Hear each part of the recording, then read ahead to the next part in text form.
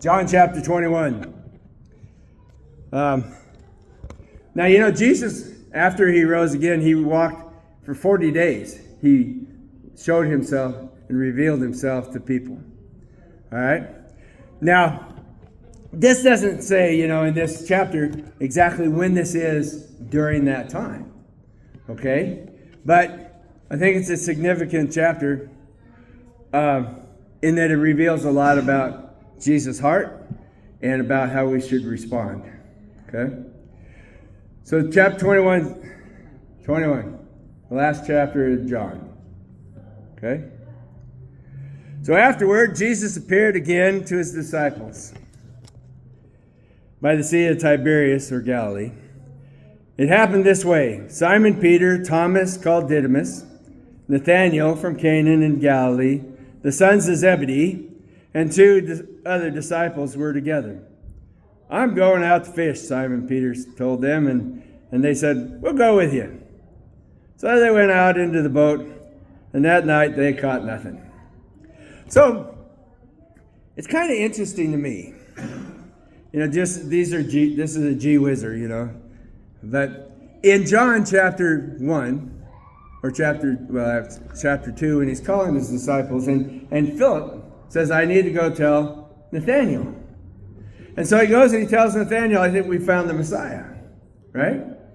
And Jesus sees him and he comes out and he says, oh, so here's a real, true Israelite, right? And he says, how do you know me? He says, I saw you under the tree. And he says, you are the Son of God, the King of Israel. Now, somebody else had that same revelation a little bit later. And Jesus said, on this I'll build my church. But what's really interesting to me is Nathanael wasn't one of the 12. He never became one of the 12. That he's here to go fishing with them means that he's been hanging around, but he never was one of the 12. And it really makes me wonder why he wasn't one of the 12, unless it has something to do with that he's a true Israelite. All right? That a true Israelite sits on, well, at that time, they sat on their religion.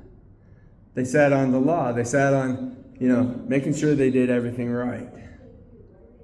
But Jesus was looking for hearts that were moldable. He was looking for hearts that could look at things a little bit different. Because, most Israelites were exclusivists. You know what that means? That means when they got a Messiah, they wanted to keep it for themselves. That's why Paul got all the beatings he got. Because every time, I always wondered, Paul, you were an apostle to the Gentiles, and the first place you go in the new town is the synagogue. And you tell the Jews, I'm an apostle to the Gentiles, and then they beat you up. Because they're exclusivists. And so maybe Nathanael was a little bit, wouldn't be able to change his mind about things. But he's still there. He's been following him around for 3.5 years. Okay? He's still part of the group because here he is the night before this happens, and they all go fishing. Well, early in the morning, Oh, the other thing is, I think Peter's already met Jesus. Because in 1 Corinthians 15, it says that Jesus first showed himself to Peter and then to the disciples and then to 500 more people. So you see, Peter's already had his experience with Jesus. Peter's already had his atonement. Peter's already said he's sorry for the betrayal that he did. And so, but he's going to go fishing. What's Peter's job in the world? What is it? It's fishing, right? So was James and John. Those are the sons of Zebedee. Their job in the world is fishing, right? And so what are they doing is they're trying to put together a life with Jesus, a life following this way, and a life in the world. You have to figure out how to do it. You have to figure out how to walk in the kingdom and still earn a living. And most people, they have a hard time bringing the two together because they want to put Jesus in a box and they want to put the world in a box. And they want to live in different boxes, It's kind of like the way guys think. You know, guys think in boxes. We don't think all together, you know, like, that's why I think it just really bugs Kim that I don't think like that. She could have 5 different things going on in her mind, and me, it's just one. You know, it's just one thing, you know. But you see, after we meet Jesus and after we get on fire for him, you know, we still have to walk through this world. We still have to earn a living, and we still have to, but you see, the thing about it is, is that we can't forget who he is. And so this next line, it says, early in the morning, Jesus stood on the shore, but his disciples didn't realize it was Jesus. And I could see that, you know, from a long way away. All guys with long-haired beards, you know, and kind of like Ben here. And I could see them getting confused. But he called out to him and said, friends, haven't you any fish? And they said, no. He says, throw your net on the right side of the boat and you'll find some. Now that should have been a clue. I mean, that should have just, light bulbs should have been going off in that boat. You know, because Peter had heard that before, James and John had heard that before, you know. But they, so when they did, I was just wondering how many professional fishermen listen to a guy on the shores to where to throw their net. You know, this is another G wizard. Why would they just say, well, okay, let's just throw our nets over here. We've only been working all night, you know. But they did. And maybe it's just subconsciously they knew the voice, you know. They learned his voice. Because like it says, you know, in John, it says, the sheep know my voice. So maybe they knew his voice. Maybe they hadn't recognized who he was, but they knew his voice. They knew the voice. They knew the voice to follow. And so they throw that off, and you know what? When they did, they were unable to haul the net in because of the large number of fish. Then the disciple whom Jesus loved, I love John. Like Jesus didn't love any other disciples but me. But he says, it's the Lord. And so as soon as Simon Peter heard that, he heard him say, it's the Lord, he wrapped his outer garment around him, for he'd taken it off, and he jumped into the water. You see, right there, he showed what his priority was. His priority wasn't the fish. All right? It wasn't the catch. His priority was the Lord. And you see, he jumped right away. And I'm wondering why John didn't. Why James and John didn't jump off. Why Thomas didn't jump off. Those guys were part of the 12. Why aren't they jumping off the boat? Just one of those another G wizards, you know. I don't have the answer. But, you know, it's something that we need to examine our hearts. You know? It's kind of like when Jesus cracks the sky. Are you going to recognize him? Anyway. So he jumps off and he wraps himself up. And the other disciples followed in the boat, towing the net full of fish. For they were not far from shore, about 100 yards. When they landed, they saw a fire of burning coals. There they had fish on it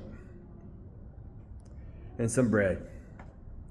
And Jesus said to them, bring some of the fish you've caught. Simon Peter climbed aboard and dragged the net ashore. It was full of fish, 153. See, that's not a G wizard. Why did they count them? Why 153? I mean, obviously it's a huge catch, and maybe that was just to document how huge it was. You know? That show that it's a miracle. I don't know how many fish a normal net would carry, you know, at that time, but obviously that's huge. So there's 153 of them. Where am I? But even so, with so many, the net was not torn. Jesus said to them, come and have breakfast. And none of the disciples dared to ask, who are you? They knew his voice. They knew his mannerisms. They spent 3.5 years with this guy. You would know somebody after 3.5 years, right? I mean, you know, most of us when we get married, we really don't know the person we're marrying. But after 3.5 years, you figured it out, You figure it out, I figured out what my wife is going to leave on the counter in the bathroom. And she figured out where I was going to leave my dirty clothes on the floor. Things like that. But after 3.5 years, you figure somebody out. So none of them asked who he was, but they knew it was the Lord. Jesus He took the bread and he gave it to them. And he did the same with the fish. This was now the third time Jesus appeared to his disciples after he was raised from the dead. So we know he's already met Jesus. He's already met Peter. We already know that. Okay? Now you remember, there were two guys that betrayed Jesus. All right? There was Judas Iscariot, and he's the one that gets all the bad rap. And Judas, when he realized that he had betrayed innocent blood, you know what he did? He went to the religious system. And the religious system said, what's that to us? That's your responsibility. They didn't help him at all. Well, he went and hung himself. Because that's all religion does. Religion mostly just kills people. It kills them in the chairs. Kills them in the pews. Because it doesn't help them live. Most time religion just puts rules and regulations on people without a relationship. It's like when I tell parents, I say, parents, you got to have a relationship with your kids. Because if you just give them rules without relationship lead to rebellion. Look at how many people speed. Because we have no relationship with the government.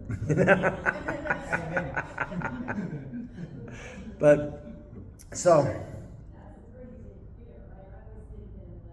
you've got to have a relationship. And so that's really, what this following Jesus is about. It's a relationship. You learn his voice. You learn his ways. You learn who he is. You learn how he does things. You see, that's why we read this word. Is because we need to know how he does things. We need to know it so that we don't muck it up. Right? I've learned a lot about my wife in 25 years.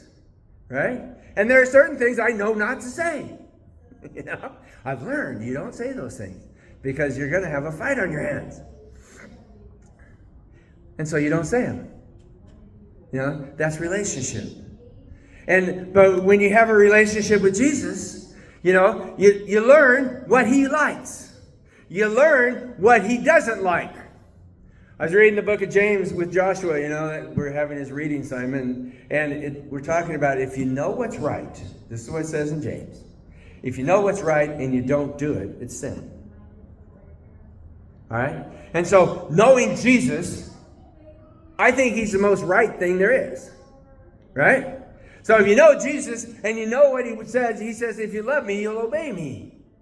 All right? But the relationship came first. If you love me, you'll obey me. So you got to have a relationship first before the obedience. Because obedience, yes, it's better than sacrifice, but you got to have the relationship.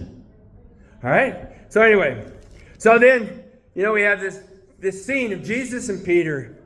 And they'd finished eating. Jesus said to Simon Peter, Simon, son of John, do you truly love me more than these? See, Jesus is bringing it out. Here's the relationship.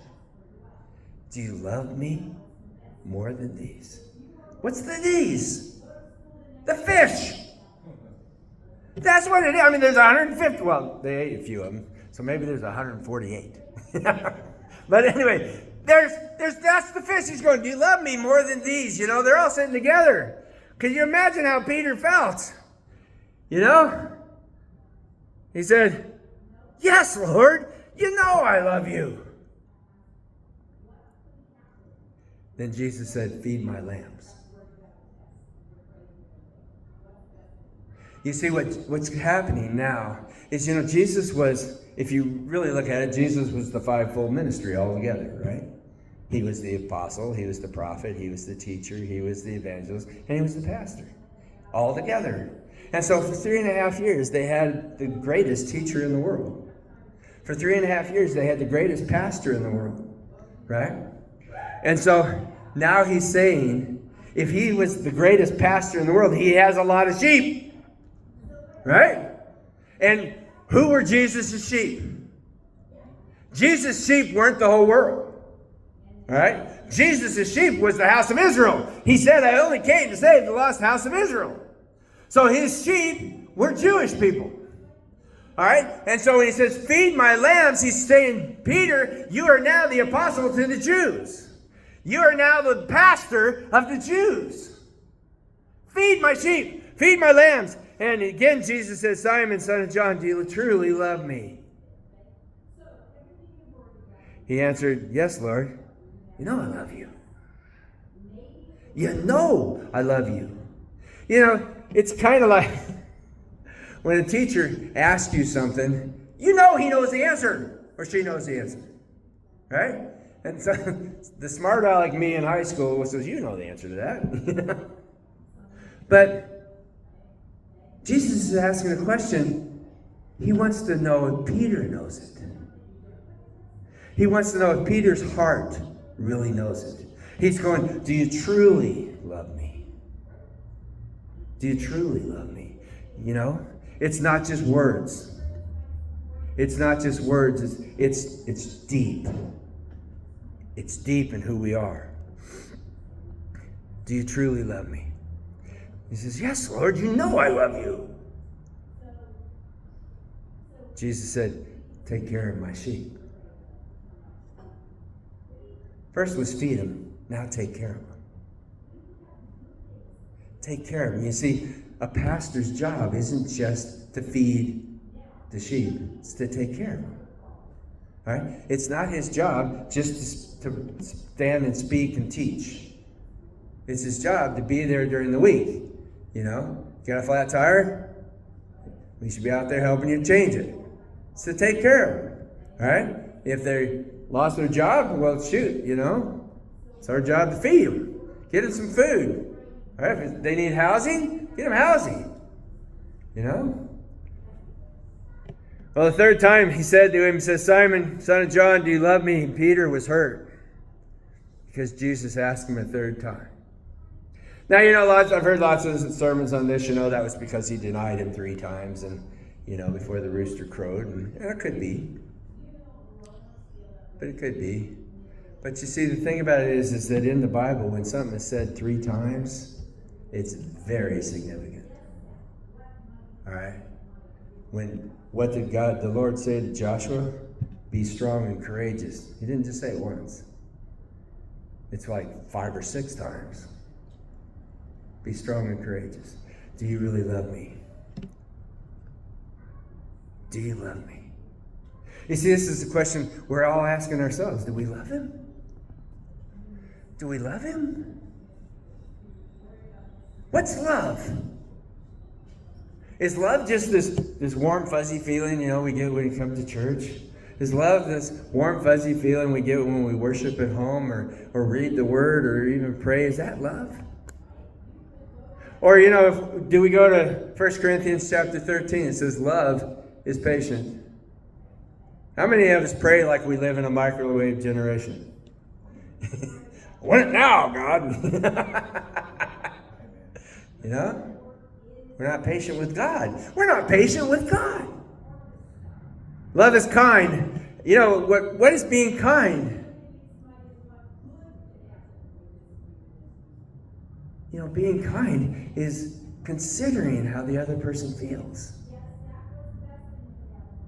Do we consider how God feels when we act the way we act? No. We consider how we feel. Right? And so, you know, love is patient, love is kind, love is, I don't even have it with me, but not rude. You know, when we pray, a lot of people pray like we're just going through a grocery list. You know, dear God, bless Johnny, and dear God, you know, heal Aunt Bessie, and dear God, you know, like we're just going through a grocery list like he's a waiter or something. He's taking down our order. You know? And we never give him a chance to speak. You realize that prayer is a 2-way street. You know? And you got to give him a chance to speak. And so, if you don't give God a chance to speak, then that's rude. I mean, if you were having a conversation with your friend and you never let them talk, they wouldn't be friends very much longer. They'd say, man, that guy's rude. Excuse me. And so, we're rude to God. We're rude to God, you know. We don't invite him some of the places we go. You know? We don't invite him to watch the footy. You know? We don't. We're there to enjoy ourselves. We don't invite God to go to the movies because, you know, we've created God in our own image and, well, Jesus is like this. But we're rude to God. Love doesn't seek its own way. Love doesn't seek its own way. How many times do we pray trying to seek our own way? We can't do that. So you see, if we get back to it, Peter, do you love me? Peter, do you love me? You know, and you can just put your name in there. All right? Just put your name in there. Do you love me? And then you go back and you look, you know, about how I treat him and how I've spoke to him and how I've ignored him and how I've left him out more than half my life. You know, most people think, well, you know, like in our group, you know, we have Bible study on Tuesday and we have prayer night on Thursday and we come together on Sunday morning. But that's the only time we even think about God. That's not a relationship. You know, that's just doing duty. You know? People in the army know how to do duty. But you see, he's talking to Peter and he's going, Peter, do you love me? In other words, do you give me all that you are? How valuable am I to you? Because love is showing value. Love is showing value. How much do you value? I mean, we come to praise and worship. You know, this is a worship service. Well, who's getting served? And who's doing the serving? A lot of people come to church because they want to feel better about themselves. They want to be served. Rather than come to serve God. And what are we serving? We're serving worship. But you see, I would say that most of the people that sing songs at church are just singing songs. They're not really worshiping because worship comes from our heart. It's a love that comes from deep inside of us. And so, as we're reflecting on this, do you really love me? Well, how do you show it? How do you show that you value me? When we worship, you know what worship means? Worship means what he's worth to me. You know, that's why we sang that last song, you know, you are worth it all. You know? I mean, when I came in contact with the manifest presence of God, it changed my life. It changed my attitude. It changed my perspective. You know? I sat in chairs and I sat in pews and listened to so many sermons. But you see, I thought that was just it. I thought that was what Christianity was all about. When it's not. It's about love. It's about knowing what love is. You know, we treat our dog, a lot of people treat our dog better than we treat God. But you see, when he's going, Peter, do you love me? What am I worth to you? What am I worth to you? So Jesus is saying, what am I worth to you? You know?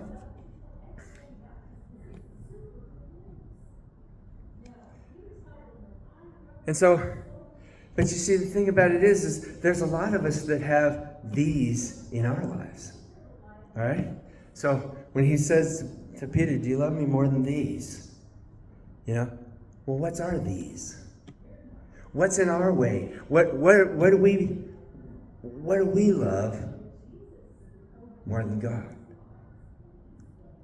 You know, to some people it's their job. Some people it's their career, you know. Some people it's their family. You know? I'm not saying you shouldn't love your family, but God should be it. He should be the number one priority. If you love God, then everything else falls into place. But you see, and then some people love entertainment more than they love God. Some people love sport more than they love God. Some people just love, being by themselves more than they love God. So we have these things in our lives, and he's going to love me more than these. And so, each one of you knows what the these are in your heart. Each one of you knows the things that you value. And you realize that if you love something more than God, that's an idol. If you love something more than you love God, that's an idol. And it's great to sit back and reflect. We need to sit back and reflect on where we're putting our values, where we're putting our love. We need to sit back and do that. Do you love me more than these? See, to Peter, before Jesus came, fish were his idol. All right? Because fish were his money, fish was his life, fish was his love.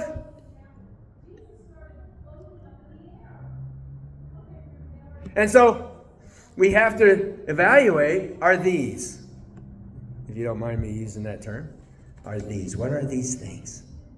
You see, when Peter changed his heart, he repented. I believe he repented before this meeting. I believe he repented the first time he seen it. Could you imagine having that in your conscience and standing there looking at Jesus and not saying, I'm sorry? I couldn't. I couldn't get off my face. And so I believe he's already repented, and I believe that he's settled it. But when he says the last time, Peter says, Lord, you know all things. You know I love you. Then Jesus said, feed my sheep. So I tell you the truth. Now you see, the thing about it is, right here, between those two things, Peter gets a promotion. He gets a promotion. Because what does God says? He says, I'll come against the proud, but I'll exalt the humble. And so, because he answered 3 times, he didn't get offended. Oh my, the people want to find offense everywhere. He didn't get offended. And so he says, you know all things, you know I love you. And now he's got his promotion, but he's going to say, now this is what's going to happen because of your promotion. I tell you the truth. When you were younger, you dressed yourself and went where you wanted. But when you're old, you will stretch out your hands and someone else will dress you and lead you where you do not want to go. And Jesus said this to indicate his death. And I don't know if you know it, but Peter was actually hung on a cross upside down. Because he said, I will not be crucified the same way my Lord was. And they crucified him upside down. Anyway, so Jesus said this to indicate the type of death. Okay, then he said to him, follow me. Follow me. I just gave you a promotion, but you can't do it without me. You can't feed my sheep without me. You can't take care of my lambs without me. You can't go where you don't want to go without me. You see, he's going, Peter, follow me. Since you've said you love me, since you've shown you love me, since you've come back to me completely, Peter, follow me. Most of us don't want to follow. Most of us don't want to, be in the line. I used to say, if you're not the lead dog, sled dogging. You ever seen sled dogs? There's one dog out front, and the rest of them are followers. And if you're not the lead dog, the scenery never changes. The scenery is just the dog in front of you. And you see, as we're following Jesus, our scenery should never change. All right? Our scenery should be the same all the time. It should be Jesus. We should have our eye on him. We should have our mark on him. We should be aiming at him all the time. People go, well, that's pretty narrow-minded. Of course it's narrow-minded. I'm following somebody who's very narrow-minded. And so, excuse me, it all comes down to love. You can't follow somebody if you don't love them. You can't take care of things that he's asking you to take care of if you don't love him. You can't walk this out if you don't love him. And so, I would challenge you all to go to 1 Corinthians chapter 13 and go through what love is and how it relates to your relationship with God. How does it relate to your relationship with Jesus? Because you know what? This is all about love. This is all about love. And I wish that, I could have been one of the ones that was there, and saw him after he rose again. But I have encountered Jesus since then. I have encountered him such a way in the presence of God manifest around me that I'll never be the same again, and I will never stop following him. So let's go ahead and stand up.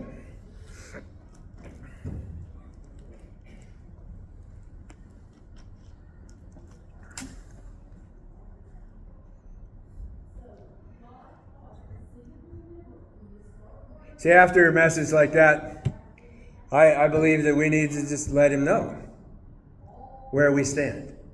I believe we need to let him know where we stand today. Okay? I don't